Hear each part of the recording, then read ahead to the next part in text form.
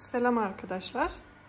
Bugün orucun 3. günü ve kısaca bir iftar menüsünü çekeyim dedim. Benim ve kızımın. Bugün 2 kişiyiz sadece. Eşim Hannover'da. Böyle bugün ayran. Yanında bulgur pilavı. Hadi Layla. Yanına da oğlum böyle bizim oruç olduğumuzu unuttuğu için döner almış. Onları ısıtacağız. Herkese hayırlı Ramazanlar. Öpüyorum.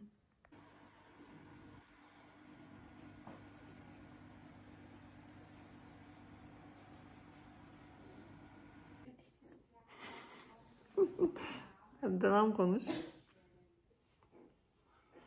Hadi İlayda. İlayda konuşmayı çok seviyor. Ne yapıyor İlayda biz? Mathe. Wow. Darf ich Ihnen die Augen rauswerfen? Üf, tamam kimse demek istemiyor matematiğini. So. Hadi yapabiliyorsan göster bakayım. 2 saattir bir tane numarada takılı kaldım İlayda. Sadece bla bla bla bla bla. Ich versuch's. Hadi. Hop. Olmadı. Buruna yani ben de olsam takılamam. Benimki gibi olsa tamam da. Mach mir mal. İlayda. Dersen. Hadi du bist ein Quali-Kind, du musst lernen. Sonst schicke ich dich ins Quali-Internat. Çek şu saçlarını ya.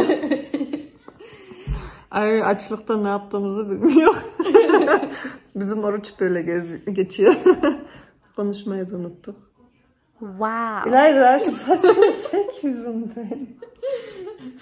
Allah'ım yarabbim. Evet bizde durumlar böyle. İşten geldim ben. İlayda'yla matematik öğreniyoruz. Bir deli de orada oturuyor.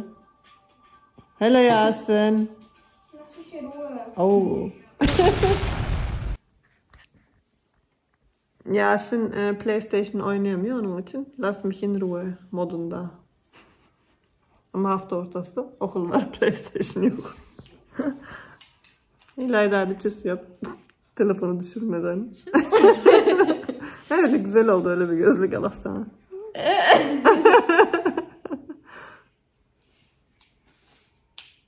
Gözüm bozulacak İlayda, çıkart şunu. Irgendwie sehe ich da besser. Ja, natürlich.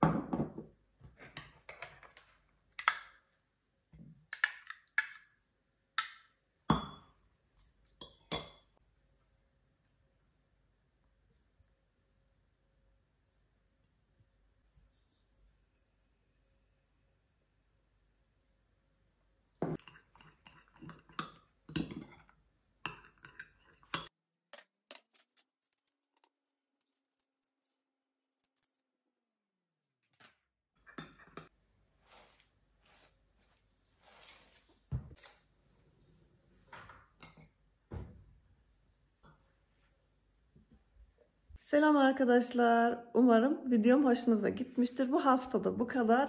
Hayırlı Ramazanlar diliyorum yine. Videomu bitirmeden önce sizlerle bir kez daha domateslerimi paylaşmak istiyorum. Biliyorsunuz çekirdekten yetiştirmiştim. Tecrübeli olmadığım için benim için büyük bir şey. Eğer videom hoşunuza gittiyse her zamanki gibi aboneliğinizi ve like'ınızı bekliyorum. Gerçekten herkese çok memnun oluyorum. Umarım bundan sonra da görüşürüz daha. Önümüzdeki videolarda görüşmek üzere. Bay bay. Bu ara arkadaşlar orucumuzun 6. günü. Bunlar da şimdi domateslerimin en son halini göstermek istedim. Takip edenler zaten ektiğimi falan görmüştür. Böyle. Daha benim o kadar tecrübem yok. Onun için böyle çok seviniyorum. Bunlar domateslerim. Bu baba domates. Yani Yasin öyle söylüyor. Bu baba diyor, bu anne diyor. Çünkü boylarına göre büyütüyor. Boylarına göre herkes seçiyor herhalde. Bu İlayda'ymış. Biraz şişkoymuş. Ha, bu kim bilmiyoruz. Biraz yamuk. Ama. Güneş de çıktı bu ara. İnşallah böyle biraz güneşleniriz. Yani havalar az düzelirse biraz da bahçe videolarını çekmeye çalışacağım. Böyle dışarıda ne var ne yok sizlere göstermeye çalışacağım. Başka ne tür videolar istiyorsanız lütfen bana alt kısmına yazın. Herkese hayırlı bir Ramazan diliyorum. Güzel bir gün diliyorum. Bye bye.